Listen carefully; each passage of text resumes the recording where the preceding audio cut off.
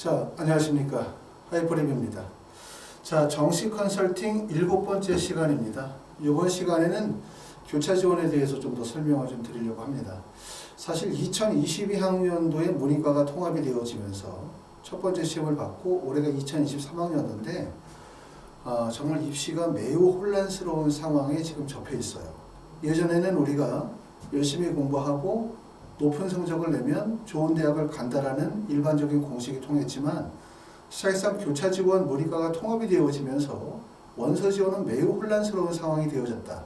그래서 제가 꼭 말씀을 드리고 싶은 얘기는 일반적인 통계나 데이터에 의존한 원서 지원은 사실 의미가 없어졌다는 얘기예요.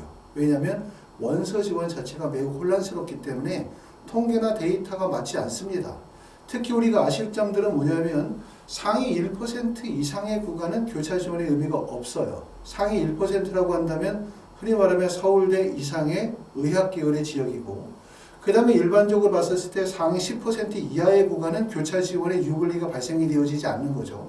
결국은 뭐냐면 상위 누적 비율 1%에서 10%의 구간 내는 매우 혼란스러운 원서 지원이 이루어질 수밖에 없다는 점을 꼭 알아두시고, 본론으로 들어가기 전에 꼭 말씀을 드리고 싶은 얘기는 일반적인 입시의 통계나 데이터에 의존한 원서 지원은 2021학년도 이전에 벌써 끝나버렸다는 거예요. 2022학년도, 2023학년도 문이과가 통합이 되어진 상태에서 상위 누적 비율 1%와 10% 구간 내의 원서 지원은 사실상 통계나 데이터가 통하지 않는다라는 점을 꼭 말씀을 드리고 싶습니다. 첫 번째는 우리가 이제 관심 있게 봐야 되는 부분은 작년도가 2022학년도가 문이과가 통합 처음으로 발생이 되어지면서 결국 교차 지원의 유불리가 발생이 되어지는 지점이 발생이 되는데, 과연 2023학년도의 수능에서는 과연 어느 정도의 문이과의 교차 지원의 유불리가 발생이 될 것인가.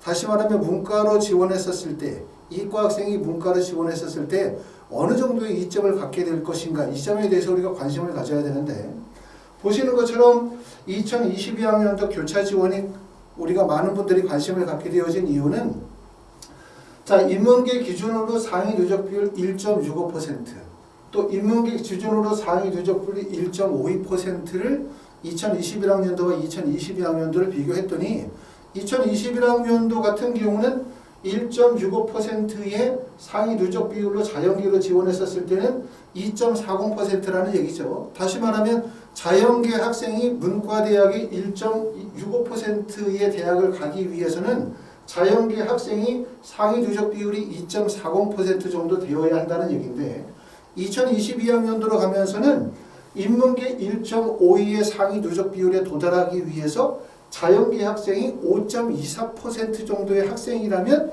인문계열의 1.52%에 도달할 수 있었던 거예요. 다시 말하면 2021학년도는 고려대학교 바이오시스템의 공학부에 합격할 수 있는 성적을 가진 학생이 문과로 교차 지원을 하게 되어지면 오히려 대학이 한양대 국어국문학과로 추락하기 때문에 결국 자연계 학생들이 문과로 교차 지원할 이유가 없었죠. 그런데 2022학년도에서는 건국대학교 기계항공 공학부에 합격할 수 있는 자연계 학생이 문과로 지원하게 되어지면 서강대학교 유럽문화전공으로 합격을 할 수 있는 가능성이 생기죠. 그만큼 대학의 높이가 상당히 높아지기 때문에 결국은 자연계 학생들이 인문계로 교차 지원이 발생이 되어진 겁니다.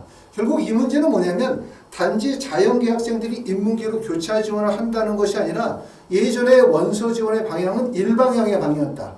문과 방향이 있고 자연계 방향으로 일방향이었다면 올해의 원서 지원, 작년부터의 원서 지원은 교차가 발생이 된 거예요. 결국 일방향의 원서 지원에 교차가 발생이 되어지기 때문에 말씀을 드렸던 것처럼 통계나 데이터가 적용이 되어지지 않는다는 점. 그리고 정시에서의 원서를 쓰게 될 때 모든 분들은 가나다 세계의 원서 지원 안에 반드시 상향이 적용이 될 수밖에 없다는 것.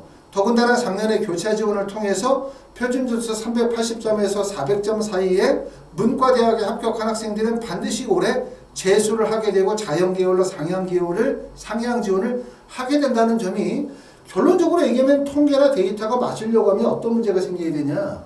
모든 분들이 통계나 데이터에 맞춰서 원서 지원을 해야 돼요. 하지만 나부터라도 통계나 데이터에 맞춰서 원서 지원을 하는 것이 아니라 내 성적에서 조금이라도 상향하겠다는 의지를 가지고 있기 때문에 적용이 되기가 어렵다는 점입니다. 자, 일반적인 원서 지원의 패턴 구조를 보고 우리가 2022학년도로 바뀌는 원서 지원의 패턴 구조에 대해서 한번 설명을 해보겠습니다. 자, 가나 다군일 때 우리가 다군을 뺀 가나군의 인문계열을 보는 거예요. 인문계열을 보는 이유는 첫 번째, 인문계열의 원서를 쓰는 학생도 관심을 가져야 되고, 두 번째는 자연계 학생들 중에 인문계열 교차를 지원하는 학생들도 관심을 가져야 되기 때문에 인문계열에 대해서 설명을 드리는 거고요. 결국 교차를 하든 교차를 하지 않든 우리가 특히 이 부분에 대해서 관심을 가질 수밖에 없다는 얘기죠. 나는 교차 지원을 하지 않고 정상적으로 인문계로 지원할 거야 라고 하더라도 자연계에서 교차를 지원하는 학생들이 과연 어느 정도의 성적을 가지고 있는 학생들이, 어느 정도의 경쟁력을 가지고 있는 학생들이 얼마나 원서 지원이 몰릴까를 알아야만 실제 나의 합격 가능성을 예측할 수 있기 때문에 특히 이 구간에 대해서 관심을 가져야만 된다는 말입니다. 자, 보시는 것처럼 일반적으로 가군과 나군의 구조는 서울대학교가 나군에 위치하고 있죠. 서울대학교 나군에 있고 가군에 연세대 고려대가 있고, 그 다음에 다시 서강대, 성균관대, 한양대, 중앙대, 이화여대가 포진하고 있고, 그 옆에 한양대학교, 중앙대가 있고, 다시 이동을 하게 되어지면 서울시립대학교, 건국대학교가 있어요. 결국 원서의 지원은 사선으로 움직이는 원서 지원의 방향이거든요. 다시 말하면 예를 들어서 내가 연세대, 고려대를 원서를 쓰려고 한다라고 한다면 반드시 그 학생은 나군의 서강대, 성균관대, 한양대 정도의 원서를 써야만 가군의 연세대, 고려대를 원서를 쓸 수 있는 거고, 서울대의 원서를 지원하려고 한다라고 하면 반드시 가군의 연세대, 고려대의 원서를 써야만 서울대의 지원이 가능했었던 거죠. 그렇기 때문에 예전의 원서 지원은 이런 거죠. 하나의 모집 단위로 봤었을 때 모집 단위의 3분의 1에 해당되는 하위 구간은 모집 단위 하위 구간의 상위 구간과 접목이 돼요. 다시 말하면 서울대학교의 하위 구간은 연세대, 고려대학교 상위 구간과 접목이 되기 때문에, 다시 말하면 서울대학교 하위 구간을 가기 위해서는 연세대, 고려대를 원서를 써야 되고, 연세대, 고려대 상위 학과의 원서를 쓰는 학생들만이 서울대학교 하위 학과의 원서를 쓸 수 있었죠. 연세대, 고려대학교 중위 학과의 원서를 쓰는 분들이 서울대학교 상위 학과의 원서를 쓸 수가 있어요. 하지만 붙을 수는 없죠. 왜냐하면 이 상위 학과에서 원서를 쓰는 학생들과 원서 쓰는 지점 자체가 접목이 되기 때문에. 그렇죠? 그렇기 때문에 결국은 상위 학과에서 중간으로 원서를 쓸 수가 없다는 얘기예요. 그렇죠? 연세대학교 상위학과의 학생이 서울대학교의 상위학과의 원서를 쓸 수가 없다. 이 논리가 되어지는 거고, 그렇기 때문에 항상 말씀을 드렸던 것처럼 모집 단위 내에서는 상향이 불가능하다. 모집 단위 내에서는 상향이 불가능하다.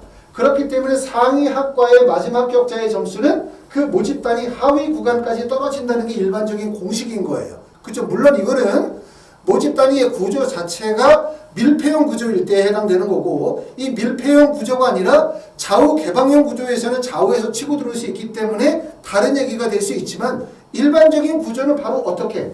원서 지원의 사선으로 움직이는 구조예요. 다시 말하면 아웃 구조에서 다시 인 구조로 움직이고, 다시 아웃 구조에서 다시 인 구조로 움직이는 구조로 움직여야만 되고, 중간 구조는 시프트 구조이기 때문에 좌우 군이동이 발생이 되어지는 구조가 일반적인 원서 지원의 구조다. 그렇죠. 그렇다는 얘기죠. 말씀을 드렸었던 것처럼 서울시립대학교의 원서를 쓰는 학생이 갑자기 성균관대학교의 원서를 쓴다라고 하면 현실적으로 합격 가능성이 없죠. 물론 서울시립대학교의 원서를 쓰시는 분들 중에서 충분히 서울시립대에 붙고도 남을 수 있는 성적을 가지고 계신 분들이 원서를 썼다면 성균관에 쓸 수 있지만, 입시에서는 이런 논리가 절대로 통하지 않아요. 왜? 모든 분들은 자기의 성적 때보다 좀 더 나은 대학을 가려고 하는 거고, 표준 점수 1점, 2점, 3점이면 대학이 하나, 두 개, 세 개의 구간이 바뀌기 때문에 그런 원서 지원을 하지 않죠.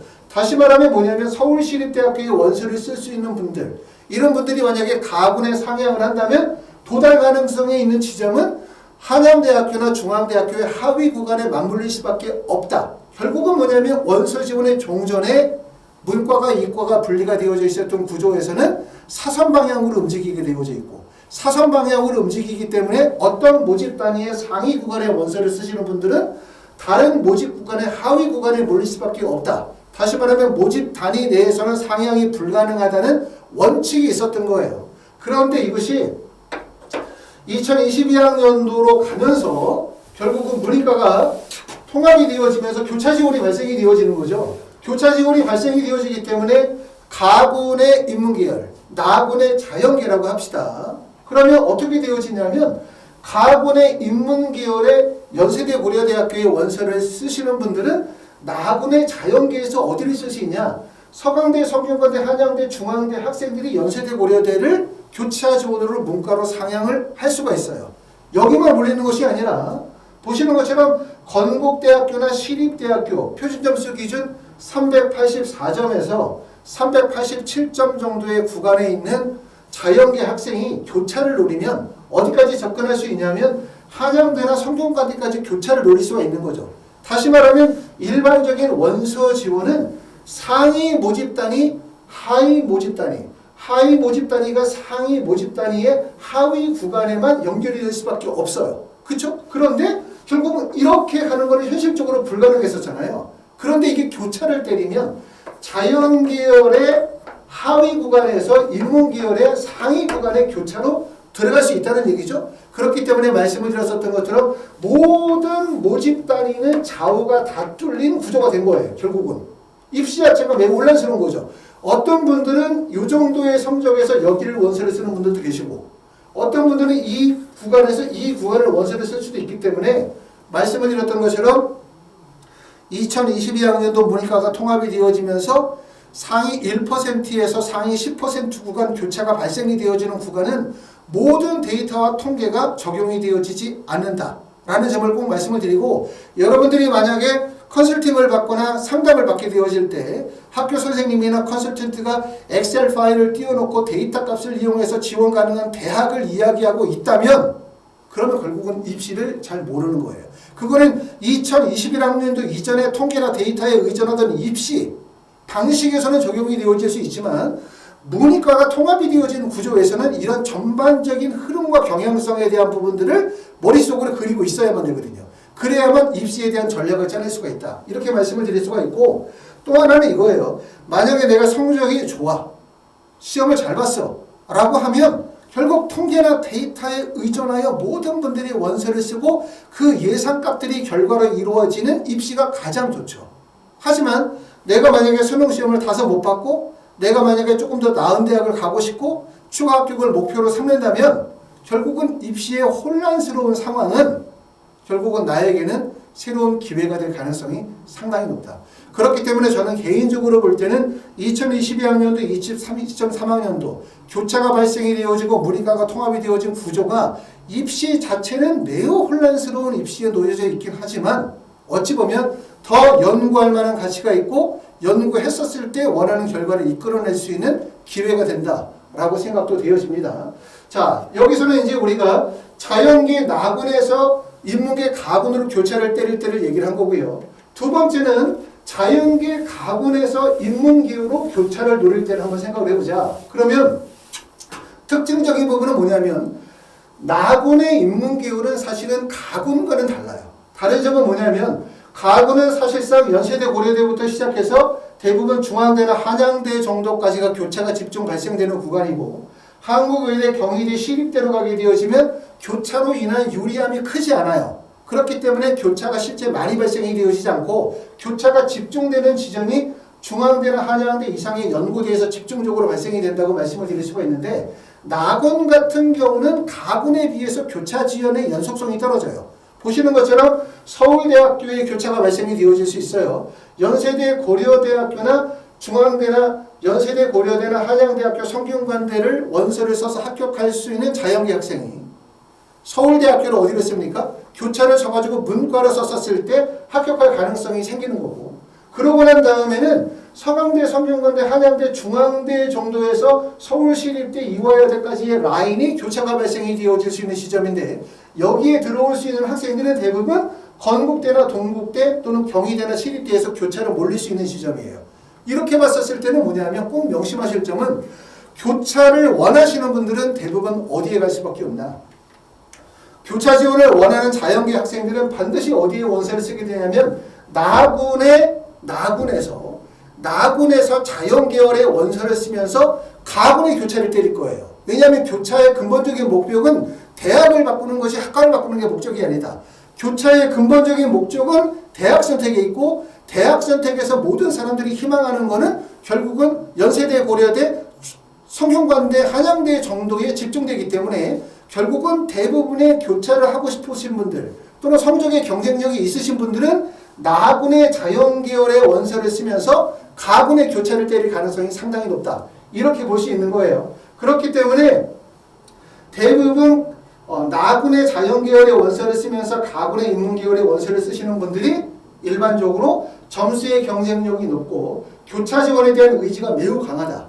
그리고 대학 중심으로의 원서 지원이 집중될 가능성이 있다고 말씀을 드릴 수가 있고, 반대로 가군의 자연계열의 원서를 쓰면서 나군으로 이동을 해서 인문계열의 원서를 쓰시는 분들은 지점적으로 봤었을 때는 대부분 경희대나 시립대나 건국대나 동국대학교 정도의 자연계열의 원서를 쓰게 되고, 그러면서 교차를 했었을 때 중앙대, 서강대, 성균관대, 한양대 정도를 노리시는 분들이 상당히 많을 거예요.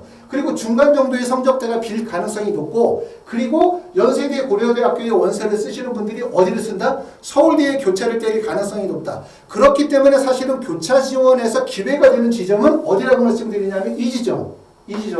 다시 말하면 자연계 학생들이 봤었을 때는 가군에 있는 한양대, 중앙대, 그 다음에 성균관대 지점이 자연계 학생들에게는 교차가 발생이 되어지는 경향성에 있어서 원서 지원의 하나의 기회 구간이 되어질 가능성이 높다. 이렇게 말씀을 드릴 수가 있고, 그리고 가군을 중심으로 말씀을 드리면 또 어디가 기회가 되어질 가능성이 높냐. 대부분의 학생들이 교차를 때리게 되어질 때 어느 정도를 목표로 삼냐면 연세대, 고려대, 성균관대 정도를 목표로 삼기 때문에 결국은 여기도 지점적으로 봤었을 때는 이 지점이 될 가능성이 상당히 높아요. 그러니까 가군의 인문계열과 가군의 자연계열 쪽이 교차를 하지 않는 경우에 있어서 기회가 발생이 되어질 가능성이 높다. 왜냐하면 대부분 교차가 발생이 되는 지점이 가군에서는 연세대, 고려대학교, 그 다음에 문과계열, 그 다음에 나군으로 이동하게 되어지면 서울대학교와 그 다음에 이 지점에서 교차가 집중적으로 발생이 되어지는 지점이기 때문에 말씀을 드렸던 것처럼 가군의 인문계열과 자연계열이 교차로 인해서 기회가 발생이 되어질 가능성이 높은 지점이라고 말씀을 드릴 수가 있습니다. 이 지점을 각자 좀 연구하셔가지고 원서 지원하시게 되어질 때 꼭 이해하시기를 바랍니다.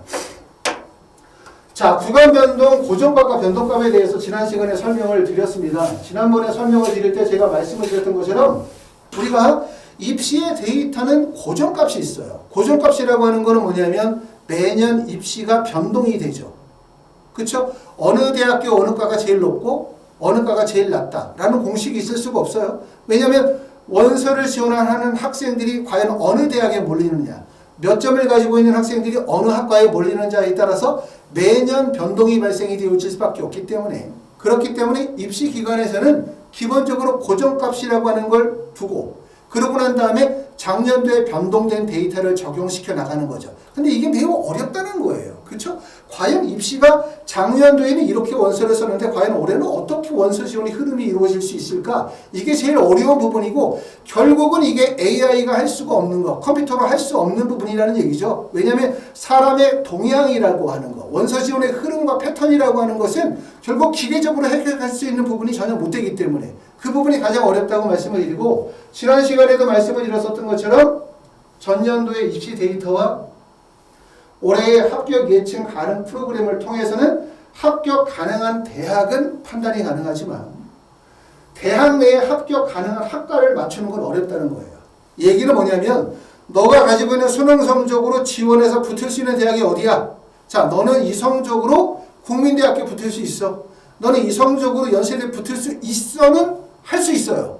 하지만 국민대학교 내에 어떤 학과에 붙을 수 있어, 연세대학교 내에 어떤 학교를 붙을 수 있어 라고 말할 수가 없다는 얘기고, 그래서 원서 지원에서 가장 어려운 부분이 대학 결정이 아니라 결국은 학과 결정이 가장 어렵다. 학과 결정이 가장 어렵다. 왜? 고정값과 변동값 사이에서 과연 결론이 어떻게 유추가 되어질지를 알 수가 없기 때문에 그게 바로 우리가 기계적 통계에서 해낼 수가 없는 부분이다 라고 말씀을 드립니다. 자, 서울대학교 전년도의 입시 결과를 한번 보도록 하겠습니다. 지금 보시는 것처럼 서울대학교를 순위를 1위부터 21위까지의 대학의 학과를 문과 중심으로 정리를 하게 되어지면 고정값에서는, 일반적인 고정값에서는 모든 문과에서 상위 학과는 경영경제, 그 다음에 두 번째가 사회과학, 그 다음에 세 번째는 어문계열, 그 다음에 나머지 기타 이렇게 분류하고 있어요. 그렇기 때문에 지금 가장 높은 과는 서울대학교 경영학과가 412점의 표준점수, 경제학과 412점, 자유전국 사회 12점, 그러고 난 다음에 정치, 외교, 심리, 사회복지, 사회학과가 있는 거고요. 그 다음에 마지막에 가게 되어지면 어문계열, 그 다음에 그 밑에 하위 구간에서는 사범대학, 국어교육이나 역사교육이나 기타 등등의 대학들이 분류가 되어져 있고, 이게 바로 고정값이다. 고정값. 그렇죠? 이거는 그냥 고정적으로 이렇게 될 거라고 예상을 하는 거예요. 그런데 이게 과연 맞을까? 자, 2022학년도의 변동사항을 보도록 하겠습니다.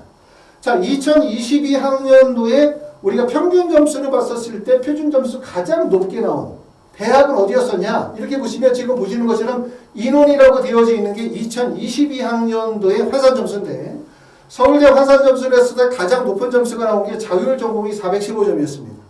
415점. 그 다음에 2위가 경제학부가 410.4점 정도가 되어지고, 그 다음에 가장 점수가 낮았던 학과가 간호학과로서 399.4점이에요. 물론 이거 꼭 알아두셔야 되는 건, 이거는 합격생의 평균 점수예요. 대략적으로 70% 평균 점수인데, 누누이 말씀을 드리지만 여러분이 점수를 생각을 할 때 평균 점수를 생각하면 안 된다. 점수를 생각할 때 꼭 뭘 생각해야 된다? 마지막 합격자의 최저 점수가 과연 몇 점으로 나올 것인가를 생각해야 되고, 이런 부분들은 뭐라고? 통계나 데이터에 의해서 유추할 수 있는 부분이 아니라 결국 입시에 대한 전반적인 이해를 통해서 본인이 상상과 추측을 만들어내야 돼요. 그렇죠? 그래야만 이게 마지막 합격자의 점수가 어느 정도까지 떨어질 거라는 걸 예상을 해야 되는데, 그래서 지난 시간에도 말씀을 드렸던 것처럼 높은 학과의 마지막 합격자의 점수는 낮은 학과의 마지막 합격자의 점수보다 더 낮다라고 말씀을 드렸어요. 올해 특히 많은 분들이 서울대학교에 관심을 가져야 된다고 꼭 말씀을 드리고 싶어요.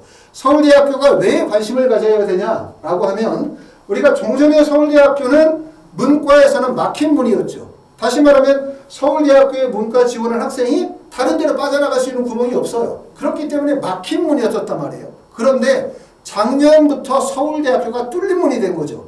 자, 지금 보시는 것처럼, 자, 2022학년도의 충원율을 보면 서울대학교 경영학과의 충원 인원이 43%, 전년도에는 0.2%.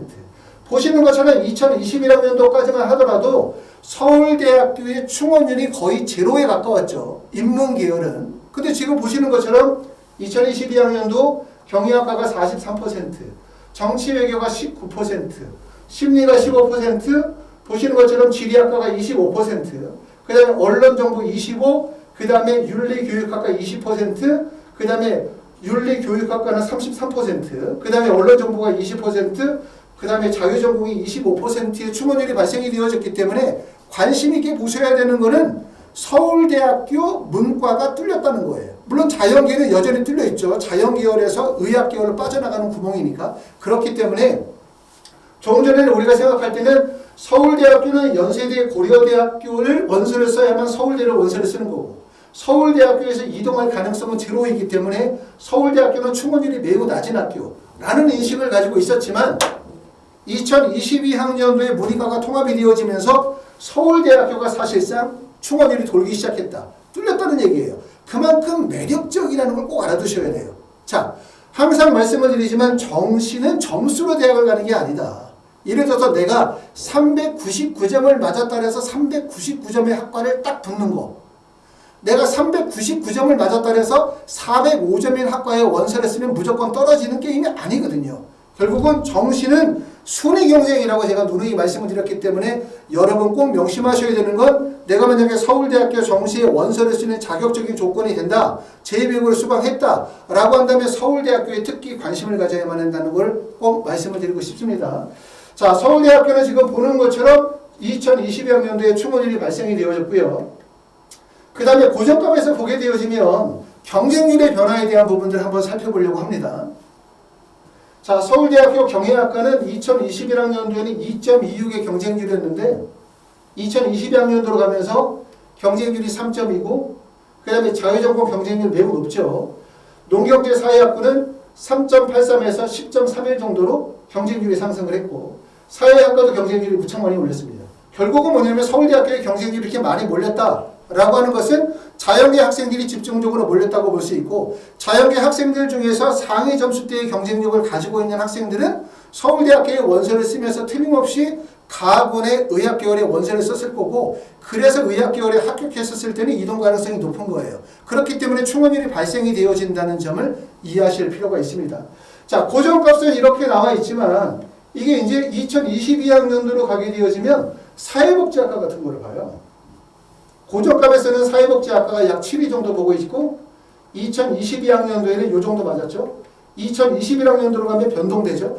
모든 학과의 점수의 변동폭이 발생된다. 아까 말씀드렸었던 얘기 다시 정리하면, 우리가 일반적인 입시나 통계나 데이터를 이용해서는 지원할 수 있는 대학은 결정할 수 있지만 학과를 결정할 수 없다. 학과를 왜 결정할 수 없다? 이 학과가 변동이 심하다는 거예요. 그렇죠? 변동이. 우리가 일반적으로 생각할 때는 2022학년도의 데이터를 기반으로 봤었을 때 윤리교육학과, 영어교육학과가 400점으로서 서울대학교에서 낮은 학과라고 해서 원서를 쓸 수 있지만, 특히 하위 구간은 대학이 바뀌는 구간이기 때문에 학생들이 집중적으로 몰리면 결국 이 학과가 상위 학과로 바뀌어버리는 거예요. 그렇기 때문에 결국은 원서 지원이 상당히 어렵다. 상향 지원의 원서만 어려운 것이 아니라 안정 지원의 원서 지원도 전략이 필요해요. 아셨죠? 그래서 우리가 안정 지원과 상향 지원에 대한 전략에 대한 부분도 이후의 시간에 다시 한번 설명을 좀 드리도록 하겠습니다. 여기까지 말씀을 드렸고요. 특히 연세대학교는 많은 변화가 있어요. 연세대학교나 고려대학교는 작년까지만 하더라도 상당히 좋은 캐릭터였죠. 왜 연세대학교, 고려대학교가 되게 좋은 캐릭터였었냐면, 일반적으로 연세대학교, 고려대학교는 막힌문에 해당되는 거예요. 막힌문. 여기 보시면 모집단위 구조 내에서 연세대학교, 고려대학교는 사실은 하위 구간은 서강대, 성균관대, 한양대에서 유입되어지는 지점이지만, 이 하위 구간을 벗어나면 결국은 좌우에서 유입이 불가능해요. 왜? 서강대, 성균관대, 한양대에서 유입될 수 있는 지점이 이 정도 구간밖에 안 되기 때문에. 그럼 여기서 이 지점은 서울대로만 이동하는 구간이고, 이렇기 때문에 결국은 이 구조는 뭐라고 얘기한다? 밀폐형 구조라고 얘기할 수 있고, 그렇기 때문에 이 모집단위 내에서는 상향이 불가능하기 때문에 내가 예를 들어서 659점인 학과를 650점인 학생이 원서를 쓴다 하더라도 붙을 수도 있어요. 왜? 이 중간 점수대 학생들이 상향이 불가능하기 때문에. 꼭 알아두실 점은 모집 단위 내 상향은 불가능하다. 왜 불가능하냐면, 내 점수가 655점인 학생이 659점인 학과를 원서를 썼어. 난 정말 바이오 의공학부 가고 싶어 라고 원서를 썼어. 원서를 썼다가 붙으면 다행이지만 떨어지면 어떻게 됩니까? 떨어지게 되면 결국은 대학 자체가 아래로 하락하게 되는 거예요. 아래로 하락하게 되면 결국은 고려대학교에 원서를 써서 상향을 한 학생이 붙어서 만약에 서강대학교에 붙는다면, 그래 서강대학교도 물론 좋은 학교니까 나는 만족해 라고 얘기할까? 아니죠. 입시가 완전 실패한 거가 되는 거예요. 그럼 다시 재수를 해야 되는 상황이기 때문에 결론적으로 얘기하면 모집단위 내에서는 상향이 불가능하고, 그렇기 때문에 내가 650점대에서 659점인 학과를 원서를 쓴다 하더라도 그 중간 점수대의 학생들이 없죠. 그러다 보니까 결국은 상위 점수대의 마지막 합격자의 점수는 모집단위를 벗어나게 되는 일이 벌어지는데, 문제는 연세대학교, 고려대학교가 교차의 중간 지점이 됐어요. 아까 말씀을 드렸었던 것처럼 연세대학, 고려대학교가 상당히 어려운 이유는 뭐냐면, 교차 지원의 유불리가 발생이 되어지는 지점이 뭐라고 말씀을 드렸습니까? 상위 누적 비율 1% 이하 10% 이상의 구간이기 때문에 그 지점에 몰리는 학생들이 가장 집중적으로 노리는 학교가 연세대, 고려대다 라고 말씀을 드렸던 거죠. 그렇기 때문에 결국은 연세대, 고려대는 작년에 패턴 구조가 바뀌어버린 거예요. 자, 아까도 말씀드렸던 것처럼 2022학년도를 넘어가면서 입시는 완전 바뀌었다. 어떻게 바뀌었다? 통계나 데이터에 의존한 원서 지원이 의미가 없어졌다. 그렇게 원서 쓰면 절대로 안 된다 라고 말씀을 드렸습니다. 그런 점들이 하나의 특징으로 보시면 되고, 그렇기 때문에 올해는 연세대학교, 고려대학교보다는 아까 말씀드렸던 것처럼 가군 지정에 있는 성균관대, 한양대학교, 중앙대 정도가 좋은 기회가 된다. 그 다음에 나군을 굽는다면 서울대에 대해서 우리가 꼭 관심을 가져야만 한다라고 말씀을 드렸습니다.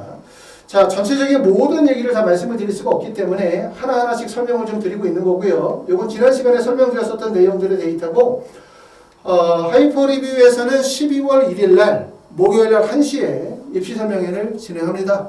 지난번에 이제 참석하지 못하셨던 분들, 또 관심 있으신 분들 참석하시면 될 것 같고요. 이때 이제 오시면 제가 또 자세하게 좀 설명을 드리고, 그 다음에 컨설팅 예약 아직 자리가 조금 남아있는 부분 예약 접수를 받도록 하겠습니다. 수능 성적은 아직 발표가 되어지지 않았죠. 수능 성적 발표될 때까지 기다리지 마세요. 수능 성적 발표가 돼봤자 바뀌는 거 없습니다. 시험을 잘 보든 못 보든 그게 중요하지 않아요. 말씀드렸던 것처럼 입시는 더 이상 시험을 잘 보면 좋은 대학 간다는 공식이 적용이 되어지지 않는다. 어디서? 상위 누적 1% 이하 10% 사이의 구간에서 우리가 상위 누적 비율 1% 이상의 의학 계열에 접목을 하게 되면 당연히 고득점을 맞으면 기회가 훨씬 넘어지고 거기에서는 점수대로 원서를 쓸 수 있어요. 하지만 그 이하의 구간은 사실상 전략이 필요하다. 성적이 필요한 것이 아니라 올바른 전략이 필요하다는 점을 꼭 말씀을 드리고 싶습니다. 자, 12월 1일날 목요일날 1시에 입시 설명회를 하고 참석을 희망하시는 분들은 아래 핸드폰 번호로 희망하신다라고 예약 문자 보내드리면 우리가 정해진 인원에 대해서 참석하실 수 있도록 안내 문자를 보내드리도록 하겠습니다. 감사합니다.